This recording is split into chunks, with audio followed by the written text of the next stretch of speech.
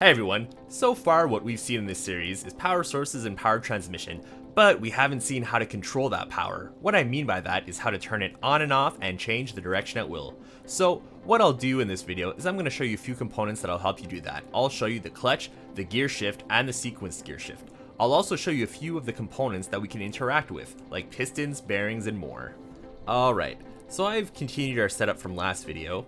What I've done here is I've taken a mechanical bearing and I've attached a piece of chassis to it so that we can visualize what's happening.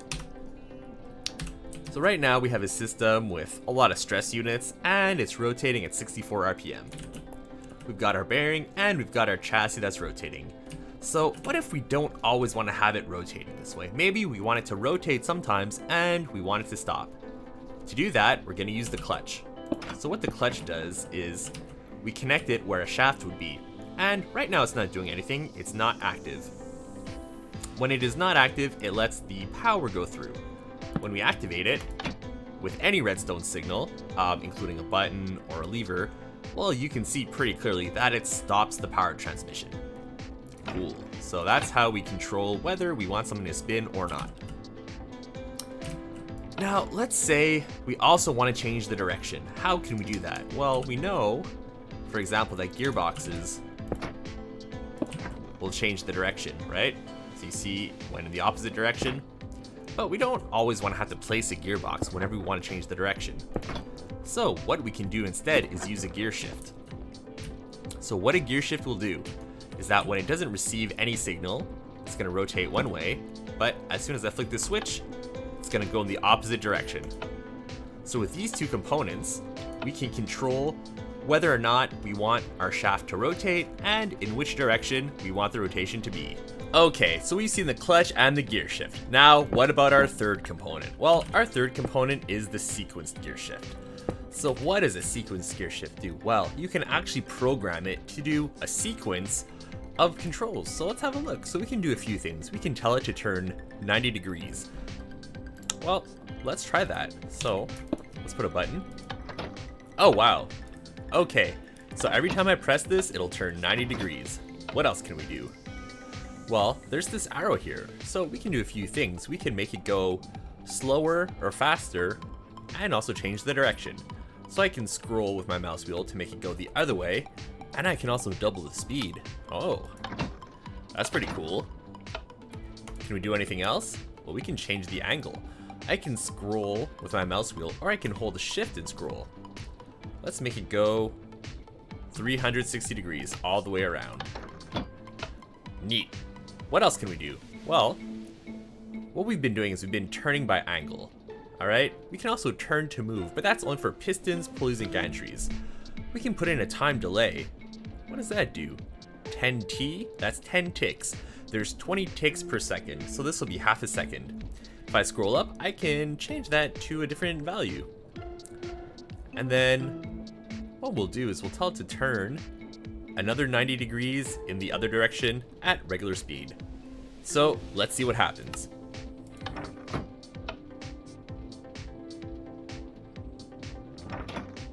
There we go.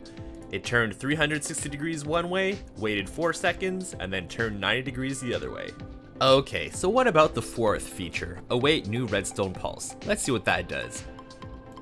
So I'll press it, and it's going to turn 360 degrees. Now, when is it going to turn 90 degrees? Well, it's going to turn 90 degrees when I hit the button again, when I send it a new pulse. So let's do that again. There we go. And you can see by what lights up here, that tells you which step it's at. So now, this is step 2, and when I press it again, you'll see the red part increase, and that's going to mean we're at step 3. So you can have up to 4 steps in a sequenced gear shift. So now let's see how this works with a piston. What I've done is I've used the piston instruction, and I'm told to go 5 meters at double speed reversed, wait for a signal, and then go 5 meters in the other direction at regular speed. So we hit the button, and we've gone out 5. I'll press it again, and then we'll go back in 5. Here's the recipe for the clutch, and here's the recipe for the gear shift. Finally, here's the recipe for the sequenced gear shift. So what's the point of all this, you might be asking yourself? Why do we care about changing the direction, changing whether something is rotating or not? Well, it's the basis for any complex machine, whether it's a walking machine, an airship, an elevator, or some doors that you might have made. So let me demonstrate with this elevator. So what I've done is I've set up something that goes up 6 meters, waits for another redstone pulse, and then comes back down 6 meters. So let's go in the elevator, let's press the button. That's our first pulse that brings us up, and then we'll press this button to go down.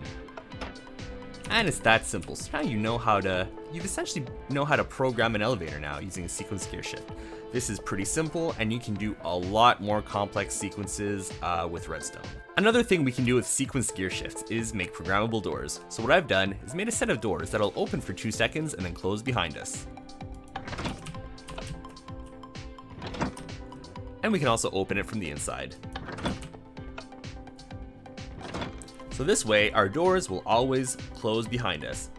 So how I've done this is pretty simple. I've taken a sequence Gearshift. I've told the pistons to go one way for 1 meter with a 2-second delay, and then go 1 meter the other way. I have my pistons set up like this. They're sticky pistons, and they're each attached to 3 blocks that are glued together. So while I'm here, I'll explain how glue works. So basically, if we don't glue them, what happens is the sticky pistons will only grab the block that they're connected to. If, for example, I glue these 2 together, well then now those 2 will move. I can break glue by having glue selected and just clicking the glue that I want to break. So I want these 3 to be glued together, and I want these 3 to be glued together.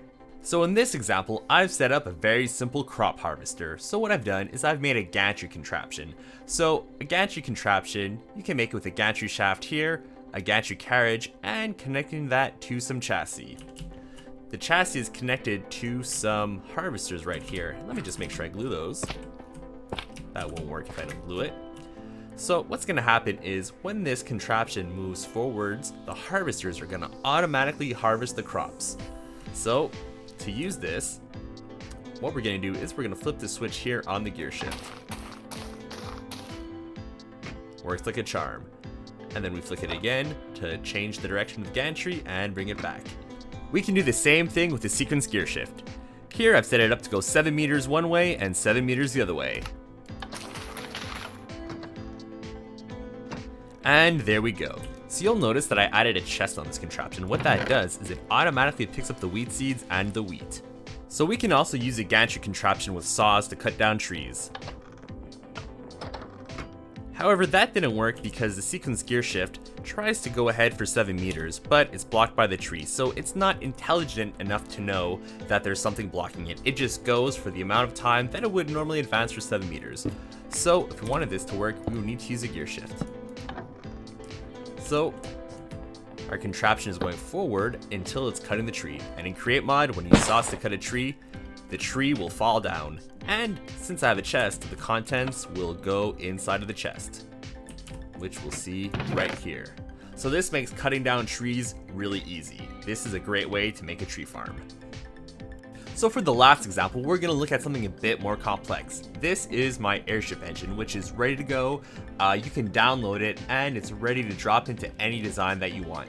So I'm not going to go into the whole thing of how it works, but I'll show you the parts that are relevant to this video, so the parts that use sequence Gearshifts.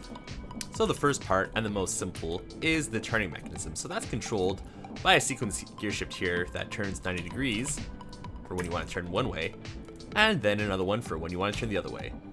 Normally this is controlled by wireless redstone with a controller, but I'll show you with buttons. So if I press on this button here, well, that turns the turning mechanism one way, and then if I press the button here, it'll turn the other way.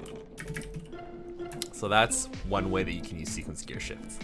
Now let's move on to the push-pull engine, which is the heart and soul of the whole thing.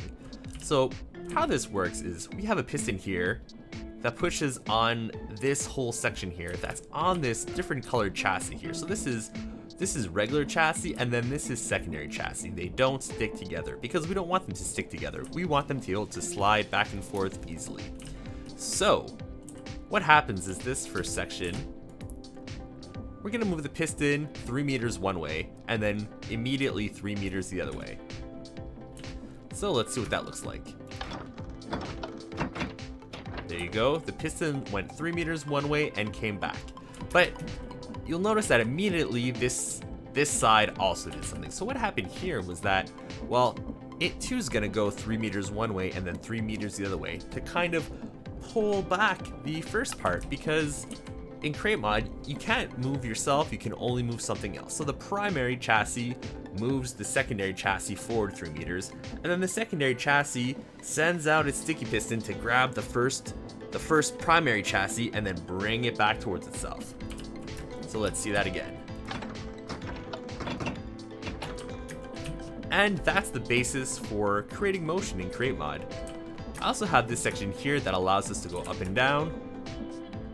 So I have a sequence gear shift here that turns 180 degrees. There's also one down here that does the same thing. So we have one for going up and one for going down.